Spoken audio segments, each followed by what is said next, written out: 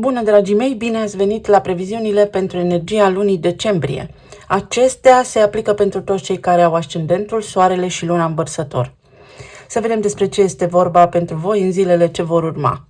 Luna decembrie a debutat cu luna nouă din Săgetător, care pentru voi a activat planurile de viitor. Acest eveniment s-a produs pe casa 11 și aici regăsim detalii despre recunoaștere, popularitate, grupuri mari de oameni, despre viitor, aspirație în alte idealuri. Săgetătorul este un semn expansiv, este cel care concluzionează, dar într-o manieră foarte spirituală și profundă. Și o lună nouă înseamnă noi intenții, planuri noi de viitor, dar care au, să spunem, o conotație spirituală, care au de-a face cu nevoia de a elimina din viețile noastre superficialitatea. Aici se regăsește deja Mercur în perioada de retrogradare în Săgetător și pe semne că s-ar putea ca în ultima perioadă voi să vă fi regăsit un pic confuzi în ceea ce privește planurile de viitor, grupurile de oameni din care faceți parte sau să aveți o profundă conștientizare în ceea ce îi privește pe aceștia. Acest eveniment de lună nouă vă scapă de dureri de cap și vă poate alinia la frecvențe mai înalte pentru ca voi să fiți bine alături de oamenii potriviți vouă. Este un fel de schimbare de paradigmă, este un fel de schimbare de plan de viață, este un fel de aspirație înaltă către un viitor mai bun, care sigur că poate fi susținută ulterior. Marte și-a început și el perioada de retrogradare pe zona casei a 7-a sub arhetipul leului. Este fix semnul din opoziția Vărsătorului, iar voi sunteți pe această axa umanității, axa rebeliunii, dar și a prieteniei necondiționate. Această casă a 7-a vorbește despre ceilalți, relațiile conștiente 1 la 1, iar aici regăsim clienți, parteneri de afaceri, prietenii foarte buni, dar și partenerul de viață stabil. Leul este semnul generozității și al pasiunii, iar Marte, planeta acțiunii, a determinării și a voinței. În perioada de retrogradare, bate cumva în retragere, reevaluează niște lucruri. Poate vă veți simți ușor slăbiți sau puțin dezinteresați de relațiile pe care le aveți în acest moment prezent. Sau poate observați voi o scădere în intensitatea relațiilor respective, indiferent despre ce vorbim aici. Poate fi vorba despre clienți mai puțin în afacerea voastră sau poate fi vorba despre o revenire a fluxului pe piață în cazul în care aveți o afacere. Acest aspect acum vă poate face mai puțin orgolioși, vă poate scoate din niște lupte pentru putere, pentru că intervine aici o doză foarte mare de altruism, de egalitate, de fraternitate. Neptun și-a reluat și el mersul direct în Pești pe zona casei a doua, unde regăsim banii voștri și stima de sine. În perioada cât a fost retrograd Neptun aici în Pești, s-ar putea voi să fi fost foarte confuzi. Ori ați avut posibilitatea să achitați niște datorii sau să vă puneți mai multă structură, să vă organizați mai bine planul financiar, ori ați cheltuit foarte mulți bani și nici voi nu știți pe ce anume. Neptun ne indică faptul că tot ceea ce ne imaginăm în mintea noastră poate deveni posibil, iar Peștii sunt oceanul de diversitate unde regăsim toate posibilitățile. În această perioadă, pentru că aici este și Saturn în Pești, aveți ocazia să aranjați mai bine lucrurile din perspectivă financiară, să vă găsiți inclusiv un loc de muncă sau să vă creșteți veniturile. Tot ceea ce este bun pentru voi, realist, concret, palpabil sau toate acele lucruri la care voi vă gândiți acum, dar pe care le abordați matur și serios, deveni reale pentru voi. Ce este în imaginația voastră se poate întâmpla. În aceea zi, Venus își începe parcursul prin semnul vostru în Vărsător și activează casa întâi. Asta înseamnă eu, cine sunt eu, cum mă văd ceilalți, corpul fizic. Venus este zeița iubirii, cea care ne oferă indicii și despre relații, dar și despre partea financiară, în timp ce voi, Vărsătorul, sunteți arhetipul umanității, al rebeliunii, cei care vedeți lucrurile detașat sub o formă sau alta și poate nu le luați personal, cum o fac toți ceilalți. Venus aici în Vărsător vă ajută să vă conectați, în primul rând, cu întreaga lume, dar vă oferă și un puternic simț al identității autentice, unicitatea mea. Ceva se petrece aici, de la schimbarea înfățișării într-un nou look, într-un nou aspect fizic absolut fantastic și genial, până la faptul că atrageți magnetic o rețea de oameni foarte mare sau vă conectați voi la câmpul de energie din care toți facem parte și începeți să simțiți ce se întâmplă în lume.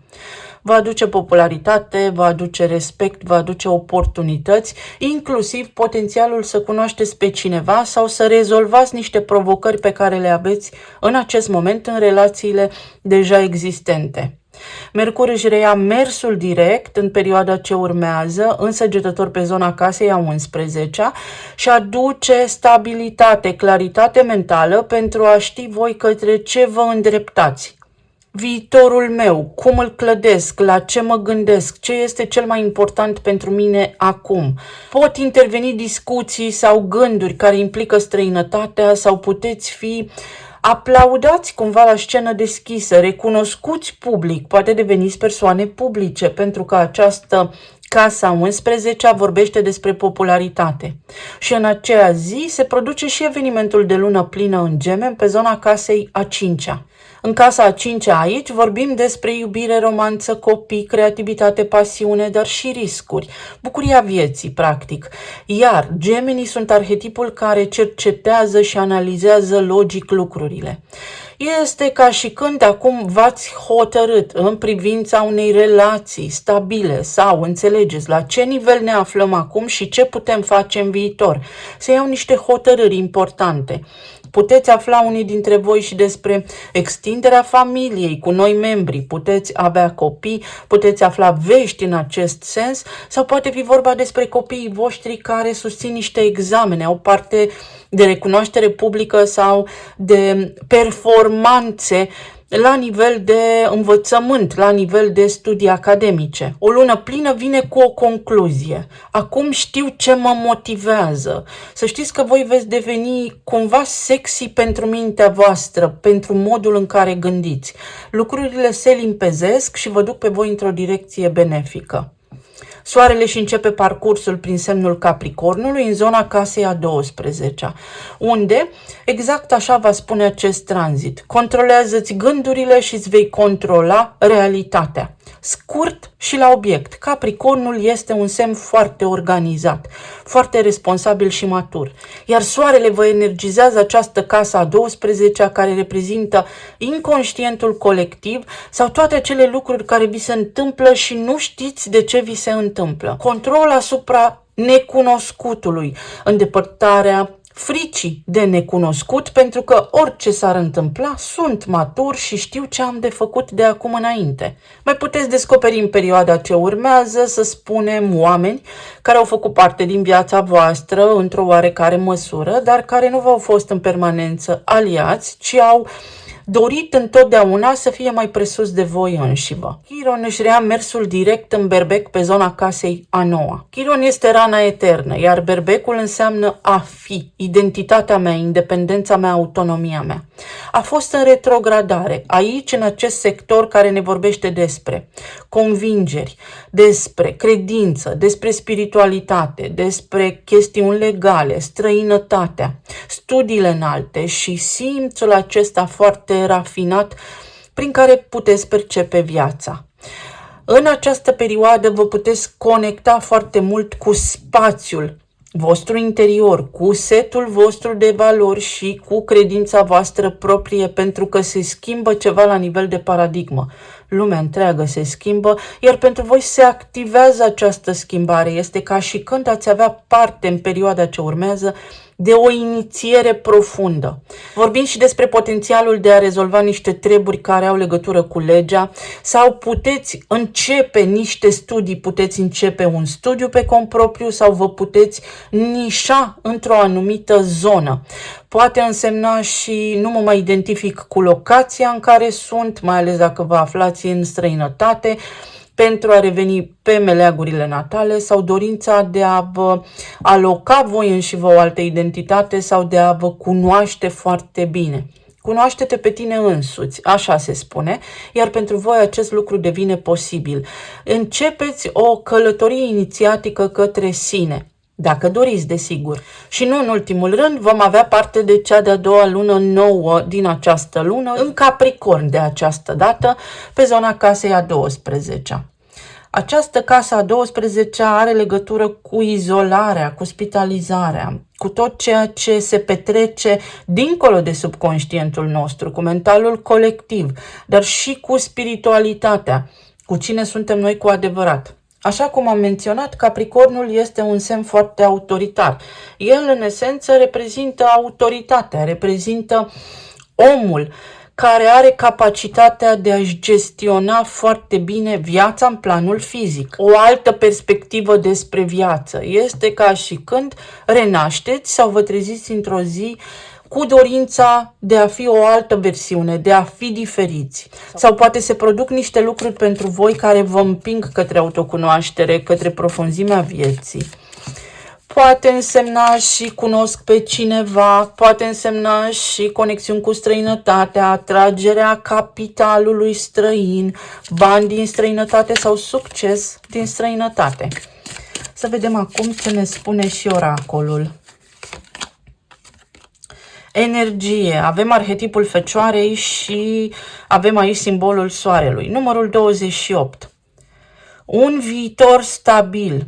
Atragerea prosperității, succes, o inițiativă nouă pentru care aveți energie, planuri noi de viitor pe care le puteți implementa foarte ușor și vitalitate, atenție la sănătate, s-ar putea să vă simțiți puțin slăbiți din cauza activității de la locul de muncă, pentru că ați lucrat foarte mult pentru bani sau din teama de a nu rămâne fără ceva anume.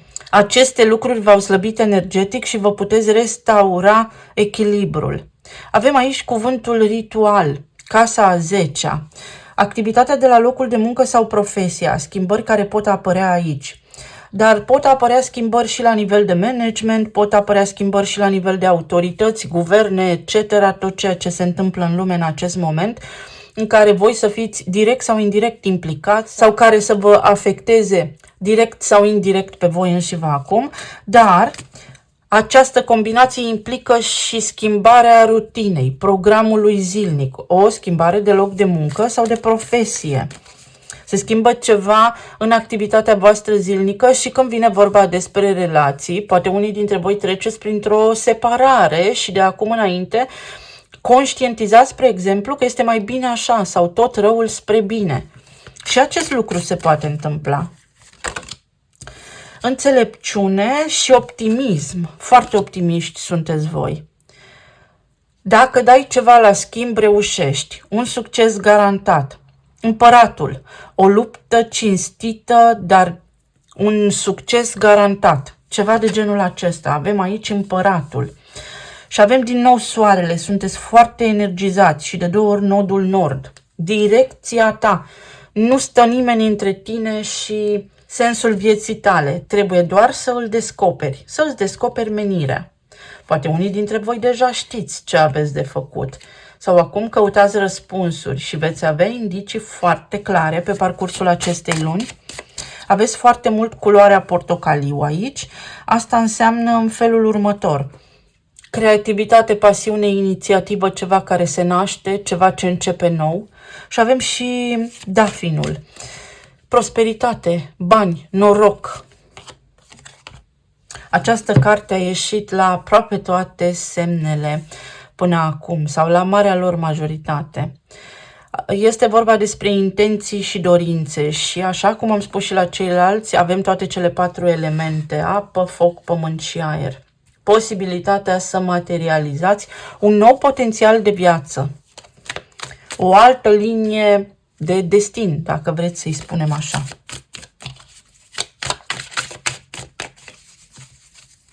Eficientizare. Despre asta este vorba pentru voi.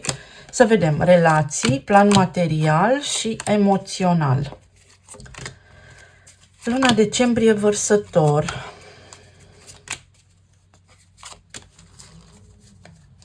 Empatia. Să știți că se activează în voi empatia. În zona relațiilor avem Cavalerul de Spade, 9 de bâte și 8 de spade. Scăpați de un blocaj mental sau este o perioadă în care indicat ar fi să vă clarificați situațiile de viață când vine vorba despre relațiile voastre. Ori doriți să păstrați tăcerea, ori doriți să fiți mai tăcuți, ori pur și simplu vă împinge viața către introspecție.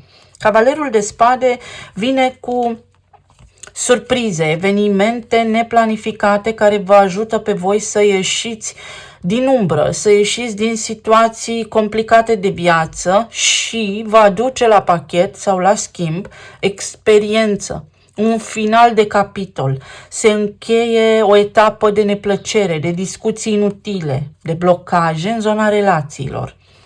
Dacă sunteți singuri, este ca și când nu puteam să comunic, nu mă vedea nimeni. Venus acum în Vărsător vă face vizibil. Alegeți rațional, alegeți cu sufletul, pentru că poate apărea cineva în viața voastră. Iar pentru cei care sunteți în relații de cuplu, posibil să fi fost o perioadă foarte tensionată, plină de discuții superficiale sau care au legătură cu partea administrativă a vieții, discuții care v-au obosit, pe care acum nu le mai doriți și spuneți stop. Se schimbă ceva în relațiile voastre și se schimbă în bine. Despre ce discutați? Angajamente ferme. Îl aveți pe Marte în Leu pe casa 7-a care asta spune. Angajament ferm. Nu vreau să mai stăm la discuții inutile. Nu mai vreau discuții mici, mărunte. Vreau profunzime. Vreau să știu că la nivel de suflet suntem conectați. Și vă conectați cu partenerii voștri de viață. Iar dacă ajungeți la concluzia că nu sunteți compatibili cumva energetic, spiritual, acum puteți face un pas în altă direcție fără durere. 7 de bâte. Casa 7 și leul, fix așa ne spune energia, iar asta înseamnă precum urmează. Vreau un angajament ferm, am dus o luptă. Sau voi ați fost cei care ați sprijinit de-a lungul timpului partenerul vostru de viață pe toate planurile și începând cu această lună puteți spune am obosit, trebuie să te descurci și singur. Cineva vă poate cere aici ajutorul, poate fi încheierea unei perioade stresante, încheierea unor certuri sau poate fi în sfârșit angajament, pentru că avem luna plină din Gemeni, care este casa întâlnirilor, a seducției, a romanței și pe Marte în retrogradare în Leu. În sfârșit ne luăm un angajament ferm și intrăm într-o relație stabilă. Și pajul de spade, idei noi, conversații noi. Pentru unii dintre voi să știți că poate însemna venirea pe lumea unui copil sau discuții despre copii, ceva frământări lăuntrice care au avut la bază această temă, tema copilului interior, tema copiilor voștri, lucruri care se pot rezolva.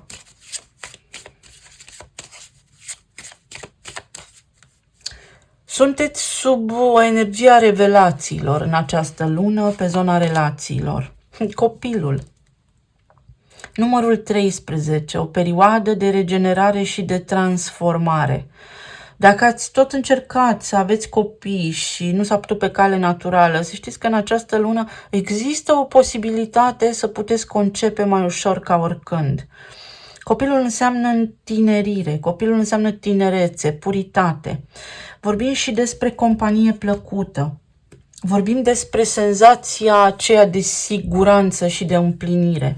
Pe zona relațiilor sunt angajamente ferme, discuții care vă vor face să vă simțiți în siguranță, alături de oamenii potriviți vouă. Se întâmplă ceva, s-a pus ceva în mișcare și nu vă puteți opune schimbării. Cam așa spune energia.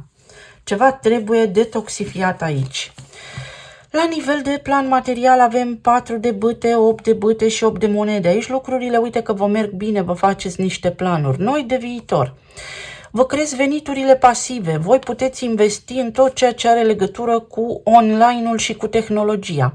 Sau ar trebui să începeți să învățați aceste lucruri, pentru că Vărsătorul înseamnă tehnologie la nivel înalt. Aș putea spune până și inteligența artificială sau criptomonede.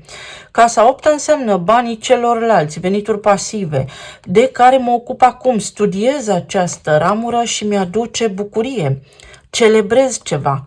Poate fi vorba și despre un nou contract de muncă, despre un interviu sau despre o concretizare a unei colaborări care vă aduce acum venituri în plus. Pot fi niște bonusuri, pot fi niște negocieri care au avut loc sau care au loc, dar care vă oferă vouă garanții sau rezultatele dorite.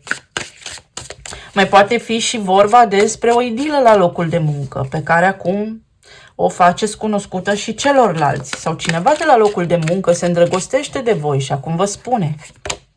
Lumea. O concluzie pe zona financiară va fi o perioadă foarte prosperă pentru voi. Avem numărul 28 aici, care fix asta înseamnă prosperitate. 22 înseamnă construiesc, încep ceva, pot să construiesc un imperiu. Nu va fi ușor, avem 40 aici, dar ca împăratul, în energia împăratului, puteți începe să construiți ceva. O afacere pe cont propriu, care poate avea legătură cu spiritualitatea, dar nu numai. Ceva unde să puneți suflet, să vă găsiți menirea, sensul și atunci când faci lucrurile din plăcere, nu simți că lucrezi.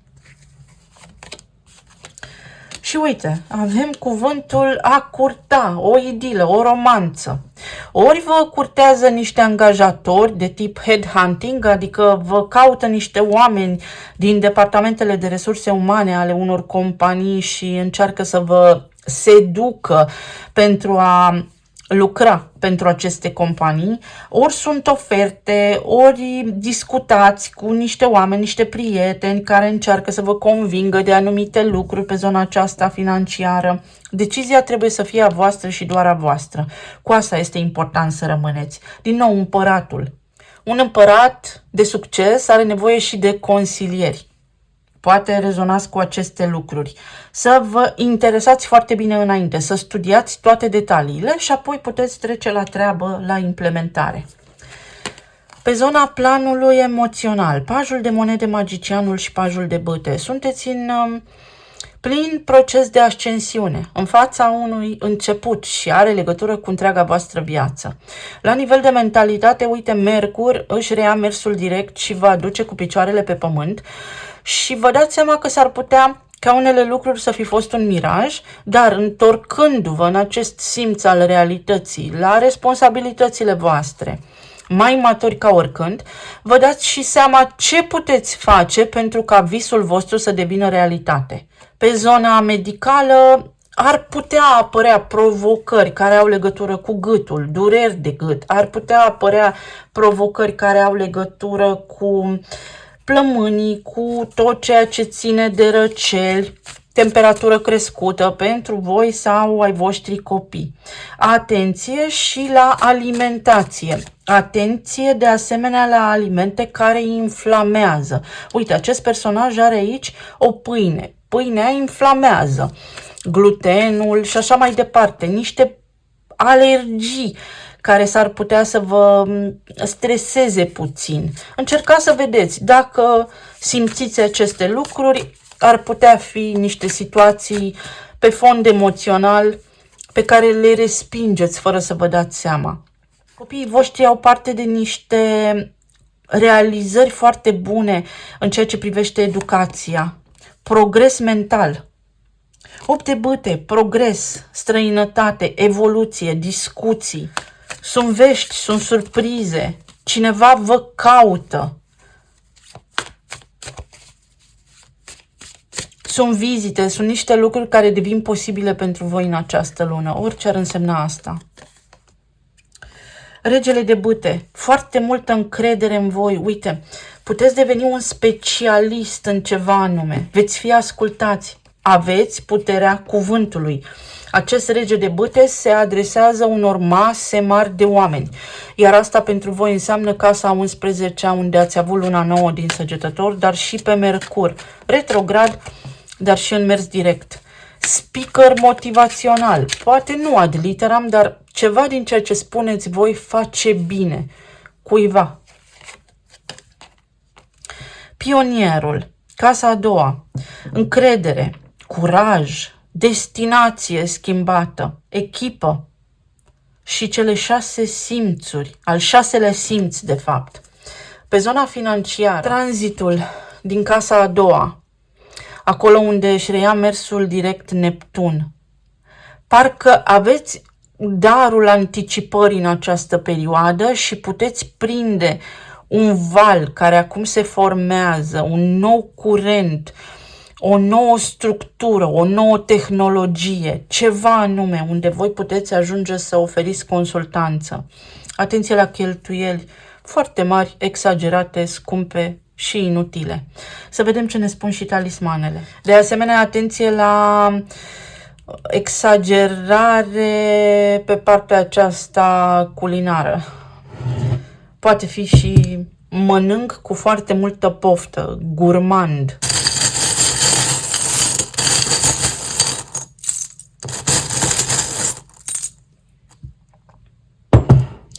Justiția. În voi se activează ceva la nivel spiritual foarte profund, o trezire spirituală, o emoție foarte puternică care vă face să deschideți ochii diferit, să vedeți lumea diferit față de cum ați făcut-o până acum. Exact, stomacul, flora intestinală, echilibrați-vă microbiomul, atenție la alergii. Somn bun, aveți nevoie de somn bun și de relaxare. Aici avem casa a 6-a și animalele de companie. Animalele de companie se regăsesc sub arhetipul fecioarei, iar voi aveți aici numărul energie, numărul 28, sub arhetipul fecioarei, așa am deschis etalarea. Asta înseamnă să am capacitatea să stau de vorbă cu toți oamenii, chiar dacă, din punctul meu de vedere, sunt inferiori sau nu, și capacitatea de a face ceva pentru cineva sau să fac ceva anume, chiar dacă nu beneficiez eu direct din această acțiune. Acel altruism vă întoarce prosperitate într-un alt moment al vieții voastre. Poate fi vorba și despre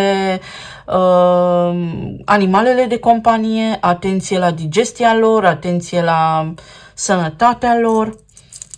Sau poate fi vorba despre bucurie, despre adopția unui animal de companie. Uite, pe zona aceasta de relație, depășiți acea stare de izolare și vă împăcați cu cineva sau lucrurile devin mai armonioase, mai bune.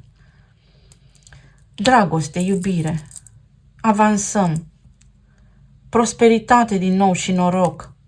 Vulnerabilitatea voastră va aduce bucurie. Este altruism, este empatie aici pentru voi. Ori oamenii din jurul vostru lasă garda jos și nu se mai ceartă cu voi, nu vă mai judecă, ori voi aveți în voi o forță colosală, forță care sigur că poate contribui la o lume mai bună. Bani, putere și glorie. Bani, putere și glorie. Sunteți pe un val al schimbării pe care îl puteți urca acum, îl puteți stăpâni, stăpânul minții voastre, exact așa. Vă amintiți ceva anume, uite, niște lucruri din trecut, niște informații din trecut vă servesc acum binelui suprem. Avem berbecul, Chiron despre care am vorbit în casa a noua, care își reia mersul direct. Niște răni vechi care se cicatrizează, credința voastră, o lună foarte spirituală pentru voi și inițiala D. Și D ne-a mai apărut la alte semne care înseamnă da, afirmativ și liste pro și contra. Înainte de a acționa, analizați logic pentru că primiți răspunsurile pentru voi înșivă. Eu vă urez o lună minunată, să fiți liniștiți, iubiți, sănătoși, alături de toți cei dragi vouă. Să ne reauzim cu bine și data viitoare. Pa, pa!